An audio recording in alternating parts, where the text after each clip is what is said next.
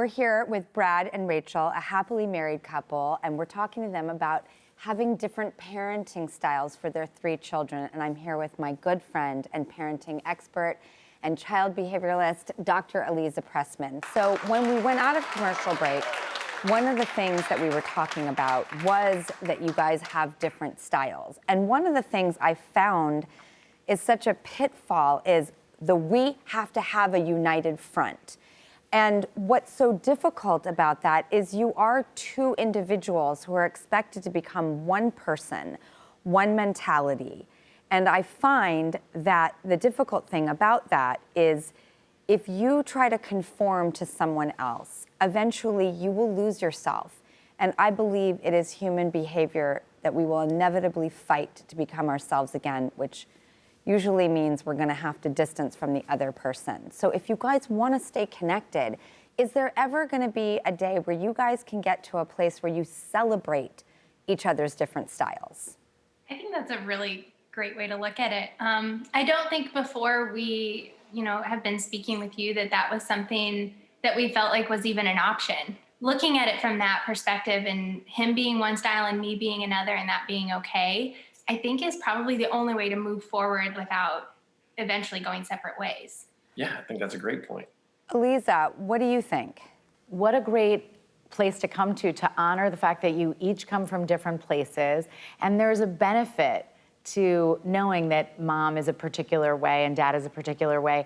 Kids are very smart and they'll just kind of learn who to go to for certain things, and that's totally okay.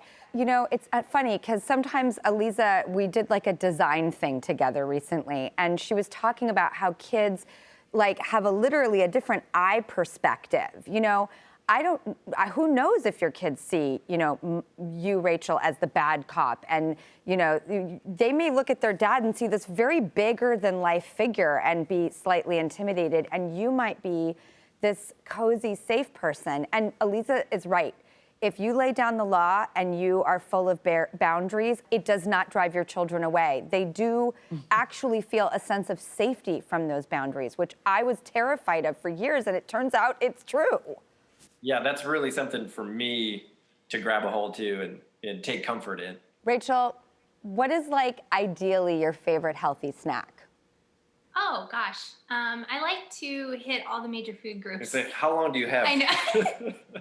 Let's go back to a basics nutrition course. I like to do a protein, a carb, and a fat. And so ideally a whole food from each of those categories. Okay. And Brad, what are you giving the kids? Fruit snacks, Nutter Butters every once in a while. Things that we have on hand usually. Yeah, that doesn't sound so bad. Look, I'm like both of you. I'm a single mom, I understand. I'm 2 people in one. So I think that you're both right. And I think we both try to do, by the way, I just talked about myself, we both, okay? Do you see what I'm saying? The 2 of me, why? How dare you? I'm doing good. No, you're not. That's, there's that style of parenting too. So look, I get it. We're all just trying to do the best we can. And if we try to find that pretty little middle within ourselves, yes, what? No. Then, I think life will be a little bit easier. You guys really have an energy about you that's loving. And I think if kids also see conflict or differences or different styles, but they know you can figure out how to resolve it, they're gonna figure out that they can go through life, which is never, without its conflicts, and know that they can resolve things too. Aliza? Yes. Yes, it's not that we want to hide conflict from kids. It's just that we want to finish the story. We've got this, guys. We're not in agreement here, but this is how we resolve it. Because then you'd get to your 20s and you'd fight with someone and think, I guess this is it then. I've never seen a fight before. I know.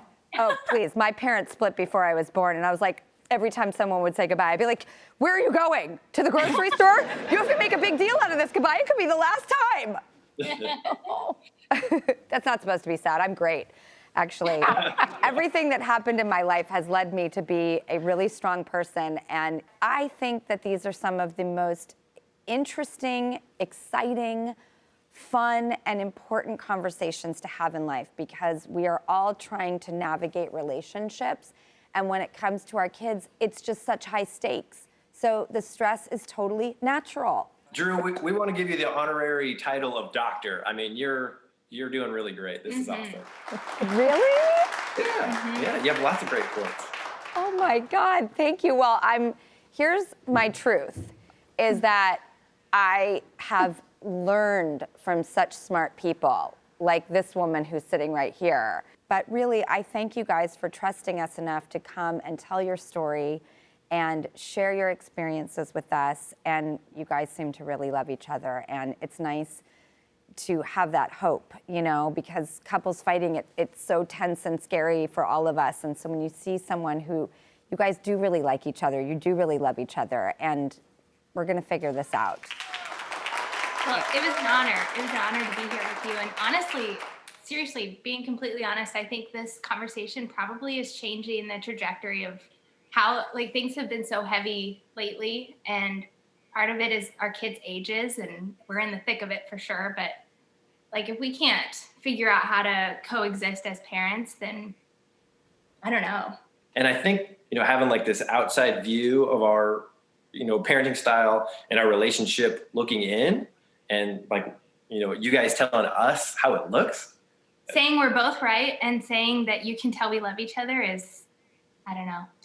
We needed this. This was awesome. Totally. Yeah, I'm this is- so glad. And Aliza, can you also tell them the thing about the dinner table? Because we all try to do that same thing. Like it's like, oh, hi, cue the Norman Rockwell painting. Aren't we pretty?